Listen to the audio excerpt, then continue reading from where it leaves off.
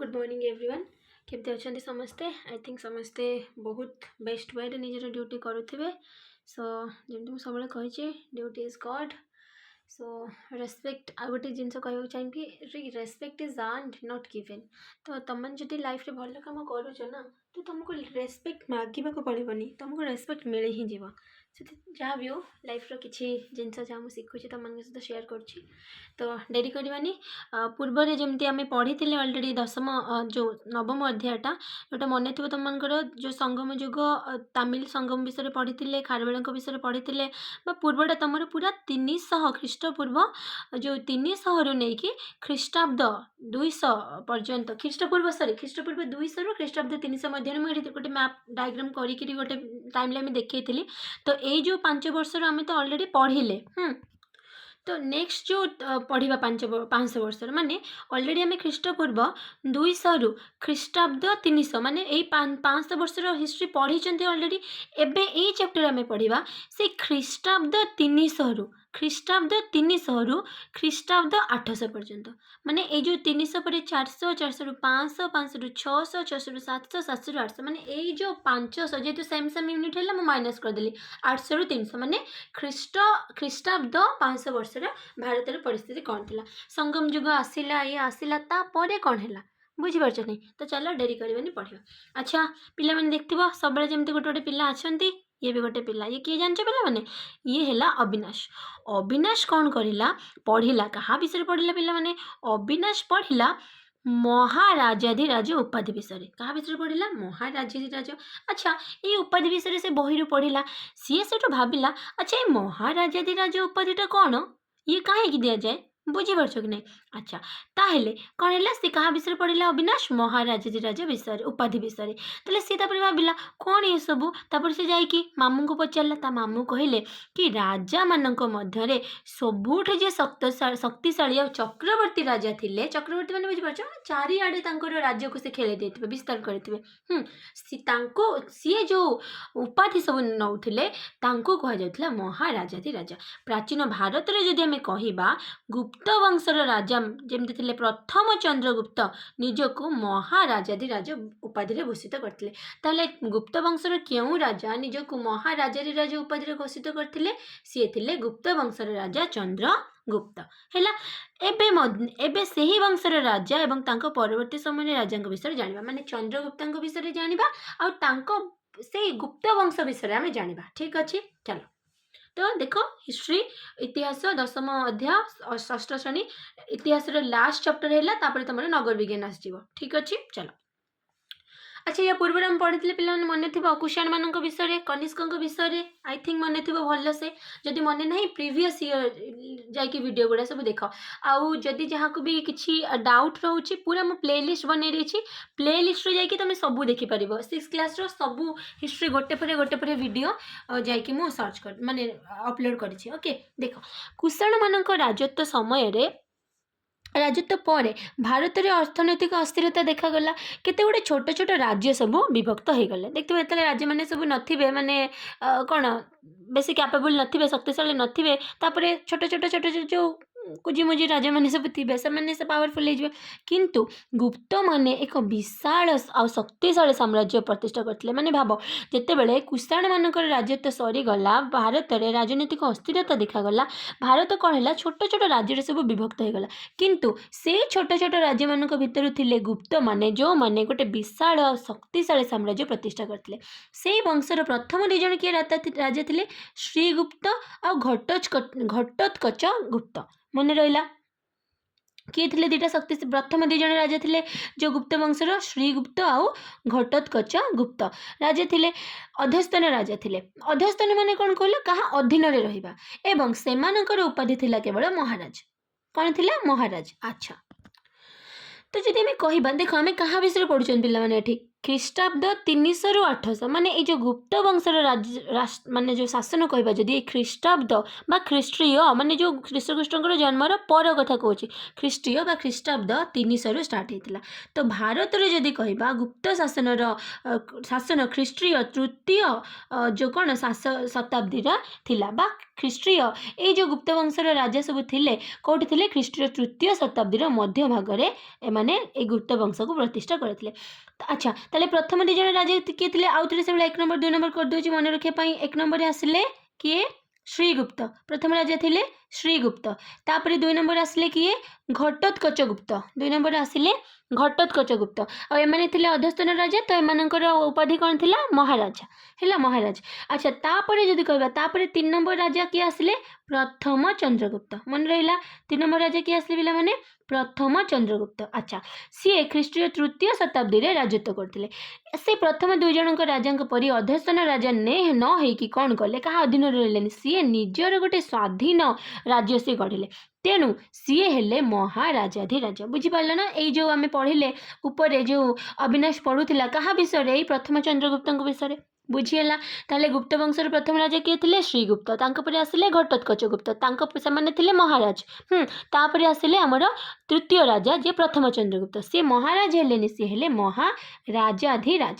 Clear ଚାଲ ତାହେଲେ ଚାଲ ଏବେ ପ୍ରଥମ ଚନ୍ଦ୍ରଗୁପ୍ତଙ୍କ ବିଷୟରେ ଜାଣିବା। ଦେଖ ଯଦି ଆମେ ପ୍ରଥମ ଚନ୍ଦ୍ରଗୁପ୍ତଙ୍କ ବିଷୟରେ କହିବା ଆନୁମାନିକ ମାନେ ଅନୁମାନ କରାଯାଉଛି ପୁରା ତ ଆଉ ହିଷ୍ଟ୍ରିରେ ସବୁ ଜିନିଷ ମାନେ ଇଏ ହେଇପାରିନି ମିଳିପାରିନି ତ ଅନୁମାନ କରାଯାଉଛି କି ଖ୍ରୀଷ୍ଟ୍ରୀୟ 320ରୁ 335 ଭିତରେ ଥିଲେ।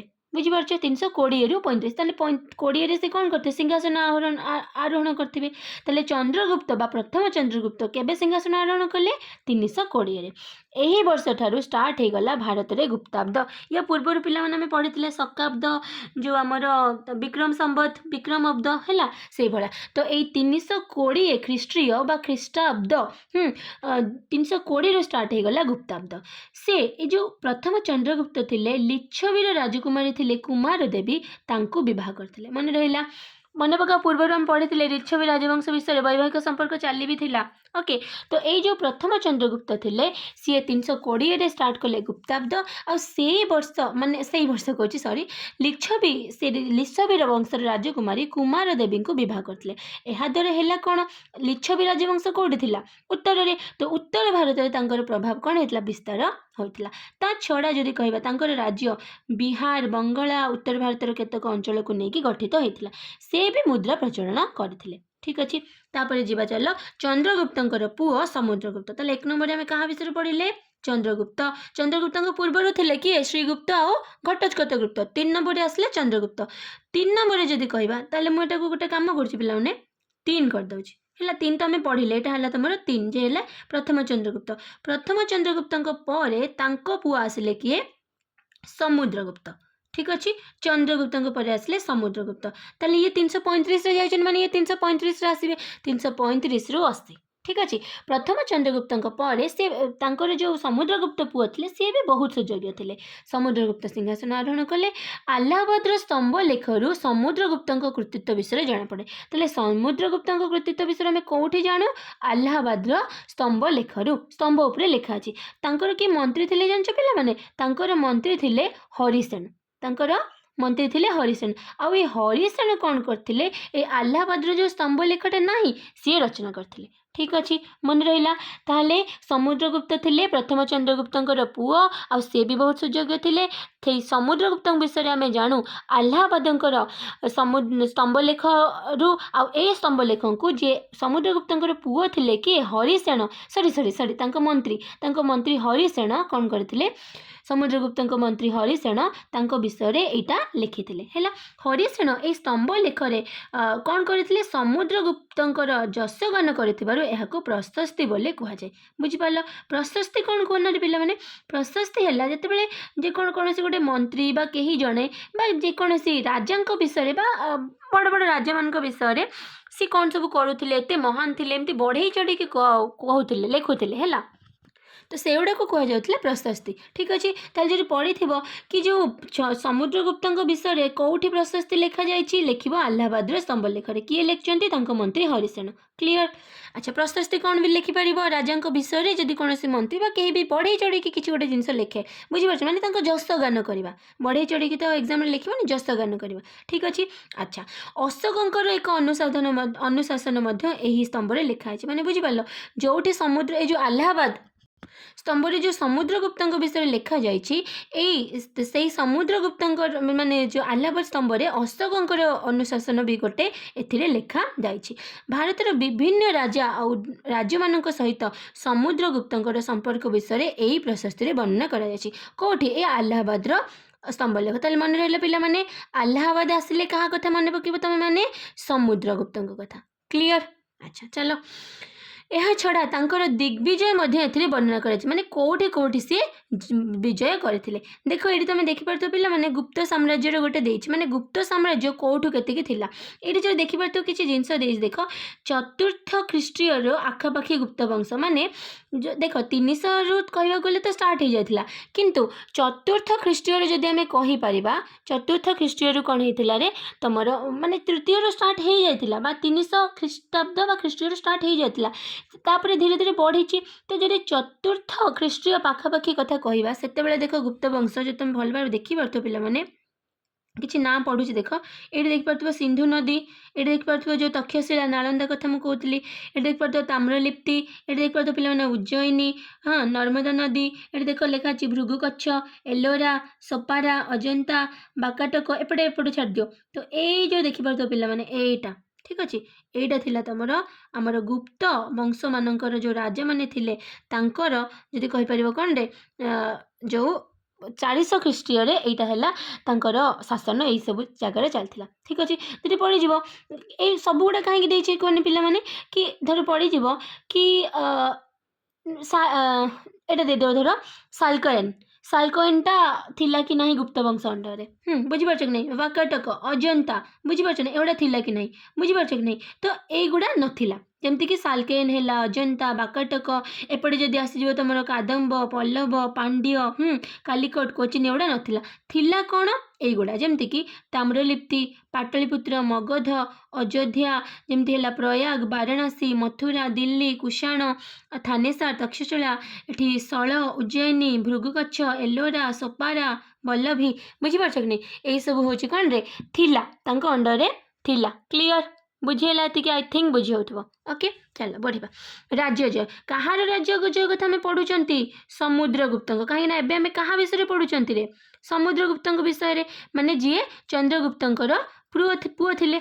अच्छा उत्तर भारत में समुद्रगुप्त 9 जन को परास्त करथिले माने भाव उत्तर भारत में 9 जन को से कौन करथिले रे हरई आ हरई से कौन करथिले निज राज्य यानी कि गुप्त साम्राज्य में मिसई देथिले। अच्छा से एबे उत्तर भारत पर से दक्षिण को भी गले दक्षिण भारत में अभियान जाकि से 12 जन को हरई। अच्छा उत्तर केते जन को हरइले देख उत्तर रे 9 जन को दक्षिण रे 12 जन को। अच्छा किंतु से सब राज्य फेरी देते हरई देले किंतु हरई के फेरई देले जो मैंने हारी जाते पराजित राजा माने समुद्रगुप्त बसता स्वीकार कले माने बुझिपार मुझे समुद्रगुप्त मुझे राजा गली उत्तर को गली उत्तर में 9टा राजा को हरई देली किंतु हरई देला राज्य सब देदेली किंतु से कहली मुझे जमती कह माने तमें तुम राज्य चल किंतु मो कथार चल माने ठीक टाइम रे कर देव बुझीपार कि नहीं से भाया दक्षिण को आसले 12 जन को परास्त कले फल से राज्य गुड़िक गुप्त मान राजनैतिक प्रभाव अधीन रहा बुझीपार कि नहीं। गुप्त राज्य सीमा को लगी कौड़ा देख समतट दाबक कामरूप नेपाल प्रभृति राज्यर नरपति माने स्व इच्छा समुद्र गुप्त जो कौन बसता स्वीकार करते पड़ी कौ राजा माने आपे आपे माने समुद्रगुप्त सहित युद्ध कर नथिले से माने आपे आपे हूँ बसता स्वीकार करते कौ माने देख एक तो समुद्रगुप्त बहुत पावरफुल राजा थे शक्तिशाली राजा थे तो अन्य राजा माने चाहू नथिले कि सहित युद्ध करने बुझीपार कि नहीं। तो से भितर जदि थे गुप्त साम्राज्य को लगी कौन समतट दाबक कामरूप आ नेपाल ए राज्यर नरपति राजा माने निज इच्छा कौन करते समुद्रगुप्त बसता स्वीकार करते। ସେହିପରି ସୀମାନ୍ତରେ ଯେଉଁ 9ଟି ଜନଜାତିର ମୁଖ୍ୟମାନେ ଥିଲେ ସେମାନେ ବି ସମୁଦ୍ରଗୁପ୍ତଙ୍କର କ'ଣ କରିଥିଲେ ବଶ୍ୟତା ସ୍ୱୀକାର କରିଥିଲେ। କେତୋଟି ଜନଜାତି ଥିଲେ 9ଟି ସୀମାନ୍ତ ବା ଆନ୍ଧ୍ର ଏପଟେ ଯେଉଁ କହିପାରିବ ସେମାନେ ସମୁଦ୍ରଗୁପ୍ତଙ୍କୁ କର ଆଉ ଉପହାର ଆଦି ଦେବା ସହିତ ତାଙ୍କର ଆଦେଶ ବି ପାଳନ କଲେ। ଶକ କୁଷାଣ ମୁରୁଣ୍ଡମାନଙ୍କର ମୁଖ୍ୟ ଓ ସିଂହଳର ରାଜା ମେଘବର୍ଣ୍ଣ ସମୁଦ୍ରଗୁପ୍ତଙ୍କ ସହିତ ବନ୍ଧୁପୂର୍ଣ୍ଣ ସନ୍ଧିରେ ଆବଦ୍ଧ ହେଲେ। ତାହେଲେ ପଡ଼ିଯିବ କି କେଉଁମାନେ ବନ୍ଧୁପୂର୍ଣ୍ଣ ସନ୍ଧିରେ ଆବଦ୍ଧ ହୋଇଥିଲେ यानी कि समुद्रगुप्तंकर सांग बा बंधु हो जाते कौन शक कुषाण जो अलरेडी पढ़ी मुरुंड मानकर मुख्य आ सिंहल राजा था से किए जो तुम सिंहल बर्तमान जोटा कहुच्छे श्रीलंका ठीक अच्छे मन अच्छी जो संघमित्रा अशोक पुओ झी बास कही तो सिंहल राजा मेघवर्ण एम कौन करते 4 जन शक कुषाण मुरुंड मानकर मुख्य आ सिंहल राजा मेघवर्ण है एम कौन करते समुद्रगुप्त सहित बंधुत्वपूर्ण संपर्क करते संधि राजी होते आबद्ध होते फल समुद्रगुप्त राजनीतिक प्रभाव भारतर अधिकांश अंचल स्थापित है हेबा सहित सिंहल बर्तमान श्रीलंका पर्यंत व्यापी कहीं पढ़े सिंहल राजा मेघवर्ण कौन करते समुद्रगुप्त सहित बंधुत्वपूर्ण संधि करते माने बुझीपार धीरे धीरे समुद्रगुप्त राज्य देखिए सुदूर प्रसार चारिड़े व्यापीगला। यहीपरि भाव में समुद्रगुप्त साम्राज्य को संगठित करते सी अश्वमेध यज्ञ भी करते निजक कहले मु सार्वभौम राजा माने मुझे सबुठ माने कौन सबकि अख्तियार को आने सार्वभौम माने कौन जोटा को सवरेन कहे सवरेन बुझीपार कि नहीं माने जहाँ तमें क्या कंट्रोल लेना तमें जहाँ चाहिए से कर क्लीयर बुझीपार।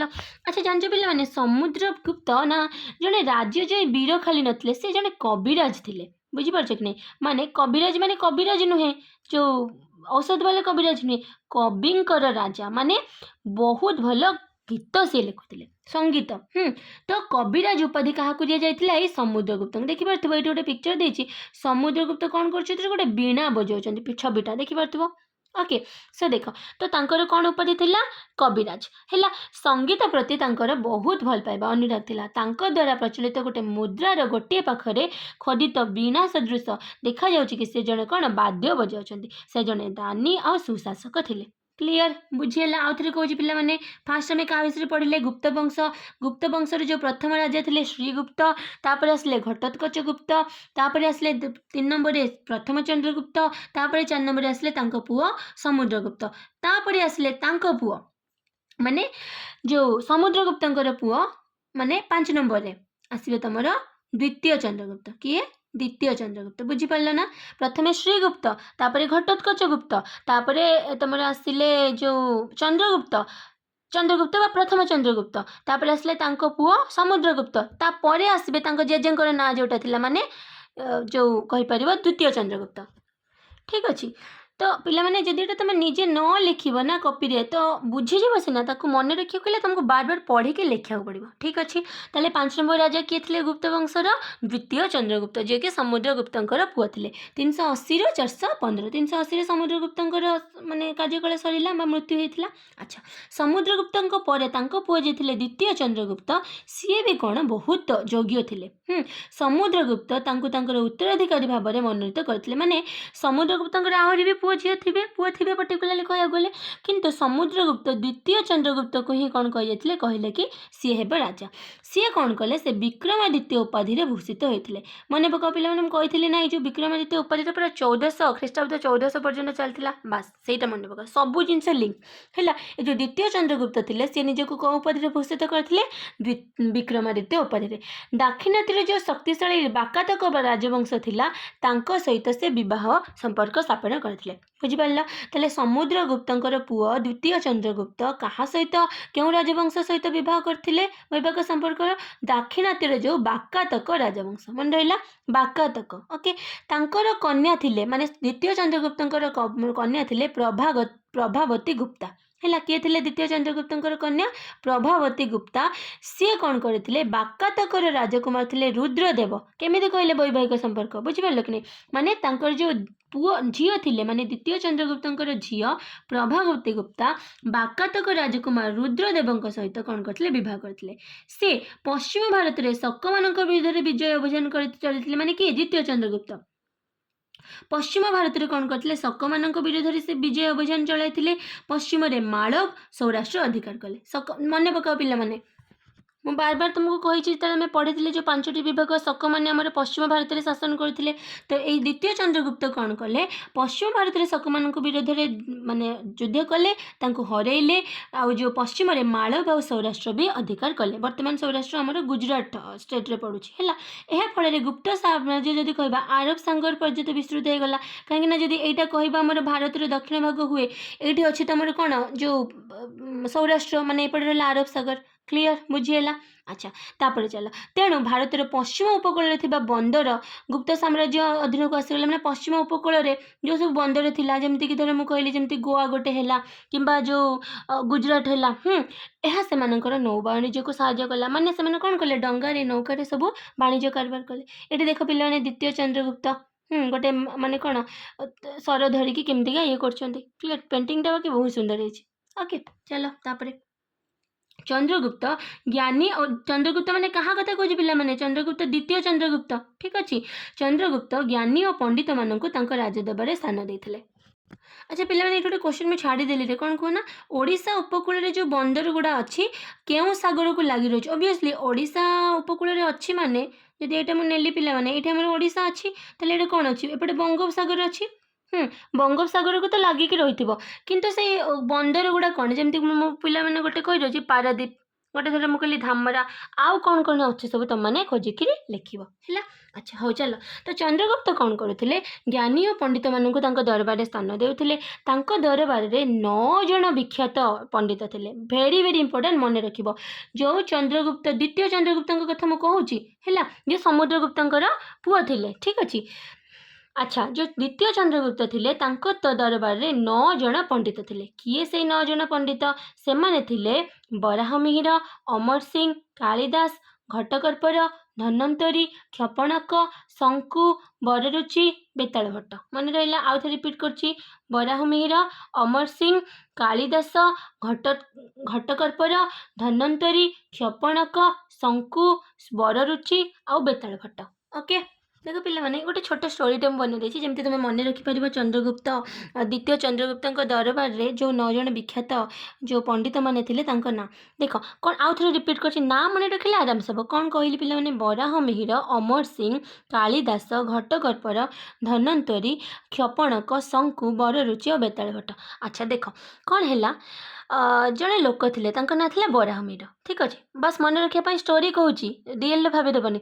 बराहमिहिर कौन कहले सी चाहिए मु अमर हेबी कौन चाहिए मु अमर सिंह हेबी अमर हेबी अच्छा से गले कालिदास पाखु कालिदास पाखक जो गले कालिदास कहले ठीक अच्छे तुमको मुझे गोटे घट भितर कर्पूर दौची है घटकर्पर है घट भितर कर्पूर दौची आ धन भी किसी नहीं जाओ आ मन रख किसी शंका करनी बर दि जाइए माने रुचि अनुसार तुमको मिल किसी शंका करनी क्षणक भितर कौन कर तुमको मिल शंका करने दरकार नहीं रुचि अनुसार तुमको बर मिल आ बेताल को स्मरण कर बुझीगला कौन कहली बराहमिहिर चाहिए अमर होगापाई अमर सिंह होगापाई कालिदास पाखु गले कालिदास तांको गोटे घट भितर कर्पूर देले माने घटकर्पर आउ धन भी देले माने धन्वंतरी आउ कौन कहले शंका करनी बर रुचि अनुसार मिल माने शंकु बर रुचि आउ बेताल को स्मरण कर क्षणक भितर जाओ है क्षणक भितर स्मरण करके बेताल को जाओ ताले बेताल भट्ट क्षपणक मन रहा बराहमिहिर अमर सिंह अमर होगा चाहिए कालिदास पाखु गले कालिदास कहले घट भितर कर्पूर देले यानी कि घटकर्पर आउ कौन कहले किसी शंका करनी शंकु कौन रुचि अनुसार बर मिल बर रुचि बेताल को स्मरण कर धन भी किसी देते है बेताल को स्मरण कर धन भी किसी देले क्षणक भितर जीवा कहले ठीक अच्छे क्षपणक मन रहा आउ थे कौन एग्जाम पढ़ो पिला माने बराहमिहिर अमर सिंह कालिदास घटकर्पर धन्वंतरी क्षपणक शंकु बररुचि बेताल भट्ट क्लीयर ये जो पंडित मानक नवरत्न बोली कहते वेरी वेरी इंपोर्टेंट जो नवरत्न क्वेश्चन पड़ला कर पिला माने को माने नवरत्न नवरत्न नवरत्न तेल लगेछ बस से भाया तो कौ मैंने कौन कहली बराहमिहिर अमर होगा चाहिए कालिदास पाखु गले कालिदास घट भितर कर्पूर देले धन देले कौन कहले शंका करनी रुचि अनुसार बर मिल बर रुचि बेताल को स्मरण कर क्षणक भितर जाओ क्षपणक क्लीयर है अच्छा ଏମାନଙ୍କୁ କୁହାଯାଏ ନବରତ୍ନ। ଏ ପଣ୍ଡିତମାନେ ସଂସ୍କୃତ ଭାଷାରେ ବହୁତ ବଡ଼ ବଡ଼ ମୂଲ୍ୟବାନ ଗ୍ରନ୍ଥ ସବୁ ରଚନା କରିଥିଲେ। ଆଉ ତାଙ୍କର ରାଜତ୍ୱ यानी କି ଚନ୍ଦ୍ରଗୁପ୍ତଙ୍କର ଯେଉଁ ଦରବାରରେ ଥିଲେ તે 9 ଜଣ ନବରତ୍ନ। ଆଉ ଚନ୍ଦ୍ରଗୁପ୍ତ ଦ୍ୱିତୀୟ ଚନ୍ଦ୍ରଗୁପ୍ତଙ୍କ ରାଜତ୍ୱର ଅନ୍ୟ ଏକ ବିଶିଷ୍ଟ ଘଟଣା କ'ଣ, ପରିବ୍ରାଜକ ଆସିଥିଲେ ଫାଁସିଆ ହେଲା। ପରିବ୍ରାଜକ ଫାଁସିଆ ଆସିଥିଲେ ବା ଫାହିଆନ୍ ତାଙ୍କୁ କୁହନ୍ତି, ଭାରତ ଆସିଥିଲେ। ତାହେଲେ ପରିବ୍ରାଜକ ଫାଁସିଆ କାହା ସମୟରେ ଆସିଥିଲେ ଭାରତକୁ, ଯେଉଁ ଗୁପ୍ତ ସାମ୍ରାଜ୍ୟର ଯେତେବେଳେ ରାଜା ଦ୍ୱିତୀୟ ଚନ୍ଦ୍ରଗୁପ୍ତ ଥିଲେ ତାଙ୍କ ସମୟରେ। ତ ଚାଲ ଫାଁସିଆଙ୍କ ଭାରତ ଭ୍ରମଣ ବିଷୟ ଟିକେ ପଢ଼ିଦେବା। ଦେଖ ମୁଁ ବେଶୀ ପଢ଼ିବିନି ପିଲାମାନେ, ଏଇ ଫାଁସିଆଙ୍କ ପାଖରୁ ପଢ଼େଇକି ରଖିଦେବେ, ନେକ୍ସଟ କ୍ଲାସରେ ନେକ୍ସଟ ପଢ଼ିବା ହେଲା। ଦେଖ ଫାଁସିଆଙ୍କ ଭାରତ ଭ୍ରମଣ, ଦେଖ କାହା ସମୟରେ ଆସିଥିଲେ ଇଏ, ଦ୍ୱିତୀୟ ଚନ୍ଦ୍ରଗୁପ୍ତଙ୍କ ସମୟରେ। ଦେଖ ବୌଦ୍ଧ ଧର୍ମ ଭାରତରେ ଜନ୍ମ ନେଇ, ଆଚ୍ଛା ଆମେ ଜାଣିଥିଲେ କ'ଣ ବୌଦ୍ଧ ଆଉ ଜୈନ ଧର୍ମ ବିଷୟରେ ପୂର୍ବରୁ ପଢ଼ିଛନ୍ତି। ଜୈନ ଧର୍ମ ତ ଭାରତ ଭିତରେ ରହିଲା, କିନ୍ତୁ ବୌଦ୍ଧ ଧର୍ମ ଭାରତ ବାହାରକୁ ବି ଯାଇଥିଲା ନା କି ନାହିଁ। ଆଚ୍ଛା ତ ବୌଦ୍ଧ ଧର୍ମ ଭାରତରେ ଜନ୍ମ ନେଇଥିଲା, ଧୀରେ ଧୀରେ ବାହାର ଦେଶକୁ ବି ଯାଇଥିଲା। କେଉଁଠି କେଉଁଠି ଯାଇଥିଲା ଆମେ ପଢ଼ିଥିଲେ, ଚୀନ, ଜାପାନ, ନେପାଳ, ଶ୍ରୀଲଙ୍କା ଯାଇଥିଲା। ସେଇପାଇଁ ବିଦେଶରେ ଯେଉଁମାନେ ଥିଲେ ଏଇ ବୌଦ୍ଧ ଧର୍ମ ବିଷୟରେ ଜାଣିବା ପାଇଁକି ଭାରତକୁ ଆସିଲେ। ତା ଭିତରୁ ଥିଲେ ଫାଁସିଆ ବା ତାଙ୍କୁ ଫାହିଆନ୍ ବୋଲି କୁହାଯାଏ, ମୁଁ କହିଲି ହେଲା। ଫାଁସିଆ ଭାରତ, ତମେମାନେ ମୋତେ କହିବ ଫାଁସିଆ କେଉଁ ଦେଶରୁ ଆସିଥିଲେ, ଠିକ୍ ଅଛି। ଚାଲ ଫାଁସିଆଙ୍କ ଭାରତ ଭ୍ରମଣ କାଳରେ କିଏ ରାଜା ଥିଲେ, ଦ୍ୱିତୀୟ ଚନ୍ଦ୍ରଗୁପ୍ତ। ସେ ଭାରତରେ ବିଭିନ୍ନ ସ୍ଥାନ ବୁଲିଲେ, କିଏ ଫାଁସିଆ। ଲୋକମାନଙ୍କର ସାମାଜିକ ଆର୍ଥିକ ବ୍ୟବସ୍ଥା, ଧର୍ମ ସମ୍ବନ୍ଧରେ ସବୁ ମୂଲ୍ୟବାନ ବିବରଣୀ ସବୁ ଖୋଜିଲେ, ଲେଖିଲେ। କିନ୍ତୁ ମନେ ରଖ, ମାତ୍ର ସେ ଗୁପ୍ତ ସମ୍ରାଟ ଚନ୍ଦ୍ରଗୁପ୍ତଙ୍କ ନାମ ଉଲ୍ଲେଖ କରିନାହାନ୍ତି। Very very very very important, clear. ସେ ବହୁତ ସାରା ତଥ୍ୟ ସଂଗ୍ରହ କଲେ, କେମିତି ଲୋକ ରହୁଥିଲେ, କେଉଁ ଧର୍ମ ଇଏ କରୁଥିଲେ, ଅର୍ଥ କେମିତି ଥିଲା, ସମାଜ ମାନେ ଆର୍ଥିକ ବ୍ୟବସ୍ଥା। କିନ୍ତୁ ତାଙ୍କ ବହିରେ ସିଏ ବା ତାଙ୍କର ଯେଉଁ ବିବରଣୀରେ ସେ ଗୁପ୍ତ ସମ୍ରାଟ ଚନ୍ଦ୍ରଗୁପ୍ତଙ୍କ ନାମ ଉଲ୍ଲେଖ କରିନାହାନ୍ତି ହେଲା। ଆଚ୍ଛା ତାଙ୍କ ବିବରଣୀରୁ କ'ଣ ଜଣାପଡ଼େ, ତାଙ୍କ ବିବରଣୀରେ ମାନେ ଫାଁସିଆ ବା ଫାହିଆନ୍ଙ୍କ ବିବରଣୀରୁ ଜଣାପଡ଼େ କି ଭାରତରେ ସେତେବେଳେ ଲୋକମାନେ ଖୁସିରେ ଥିଲେ। ସେମାନେ କୌଣସି ବିଭିନ୍ନ ସ୍ଥାନକୁ ଅବାଧରେ ଯାଉଥିଲେ, ଯାତାୟାତ କରିପାରୁଥିଲେ, ଲୋକମାନଙ୍କର ଆର୍ଥିକ ବ୍ୟବସ୍ଥା ଭଲ ଥିଲା, ରାଜାମାନେ ସୁଶାସକ ଥିଲେ, ପ୍ରାଣଦଣ୍ଡର ବ୍ୟବସ୍ଥା ନଥିଲା, ମାନେ କାହାକୁ ଜୀବନରୁ ମରାଯାଉନଥିଲା। ଯଦି ଗୁରୁତର ଅପରାଧ କିମ୍ବା ବାରମ୍ବାର ବିଦ୍ରୋହ କଲେ କିଛି ଅଙ୍ଗ ଛେଦ କରିଦେଉଥିଲେ, ହାତ କାଟିଦେବା, ଗୋଡ଼ କାଟିଦେବା। ଦୋଷୀମାନେ ଅର୍ଥଦଣ୍ଡରେ ଦଣ୍ଡିତ ହେଉଥିଲେ, ମାନେ ଦଣ୍ଡ ଦିଆଯାଉଥିଲା, ପଇସା ପତ୍ର ଜରିମାନା ଦେଉଥିଲେ। ଗ୍ରାମ ବହୁତ ଥିଲା, ରାଜା କ'ଣ କରୁଥିଲେ, ଚାଷୀମାନଙ୍କ ଠାରୁ 1/4 ମାନେ ଧର 4 ଭାଗ, ମାନେ ଧର ଗୋଟେ ବିଲ ଅଛି, ଧରିନିଅ ଏତିକି ବଡ଼ ବିଲ ଅଛି, ତାକୁ 4ଟା ଭାଗ କରିଦିଅ। 4 ଭାଗରୁ ପୁରା ଧର ଜମି ହେଇଛି, ଏଇ 4 ଭାଗରୁ ଗୋଟିଏ ଭାଗ ହେଲା ଜମି କର ଆକାରରେ କ'ଣ କରୁଥିଲେ, ସେମାନେ ଦେଉଥିଲେ। ମାନେ କର ଆକାରରେ ମାନେ ତାକୁ ଧର ବିକ୍ରି କଲେ ତାର ଯେତିକି ପଇସା ହେବ ସେତିକି ପଇସା ସେ ରାଜାଙ୍କୁ ଦେଉଥିଲେ ହେଲା, କର ଆକାରରେ ଦେଉଥିଲେ। ଭାରତରେ ବହୁତ ସାରା ଧର୍ମଶାଳା ଥିଲା ବୋଲି ସେ କହିଲେ। ଉଭୟ ବୌଦ୍ଧ ଧର୍ମାବଲମ୍ବୀ ଲୋକ ଆଉ ବ୍ରାହ୍ମଣମାନେ ଶାନ୍ତିରେ ରହୁଥିଲେ। ଆଉ ଭ୍ରମଣ ଶେଷରେ ସେ ଜଳପଥରେ ସ୍ୱଦେଶକୁ କ'ଣ କରିଥିଲେ, ପ୍ରତ୍ୟାବର୍ତ୍ତନ କରିଥିଲେ। ତାହେଲେ ଯଦି କ୍ୱେଶ୍ଚନ୍ ଦେଖ ତମର ଦେଇଥିବ ବି, କହିଥିଲେ ଯେମିତି ତମକୁ ଯେଉଁ ଚାପ୍ଟର ପଢ଼େଇ ଦେଉଛି, ଯେତିକି ପଢ଼ିଲ କ୍ୱେଶ୍ଚନ୍ ଆନ୍ସରକୁ ଦେଖ, ତା ଭିତରେ କିଛି ଅଛି କି, କ୍ଲିଅର। ତାହେଲେ ଫାଁସିଆ କ'ଣ ଲେଖିଛନ୍ତି ଭାରତ ବିଷୟରେ, ଫାଁସିଆଙ୍କ ବିବରଣୀ ଲେଖିପାରିବ, କ୍ଲିଅର।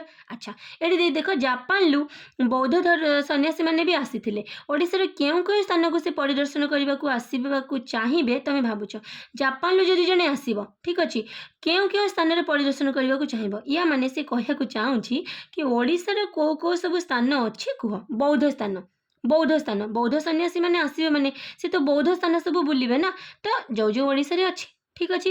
ତାହେଲେ ଆଜି ଆମେ କ'ଣ ପଢ଼ିଲେ ପିଲାମାନେ, ଆଜି ଆମେ ପଢ଼ିଲେ ଯେଉଁ ଗୁପ୍ତ ସାମ୍ରାଜ୍ୟ ବିଷୟରେ ହେଲା। ଆଉ ମୁଁ ପୁରା ହୋଲି କହୁନି, ଖାଲି ଜଷ୍ଟ କହିଦେଉଛି।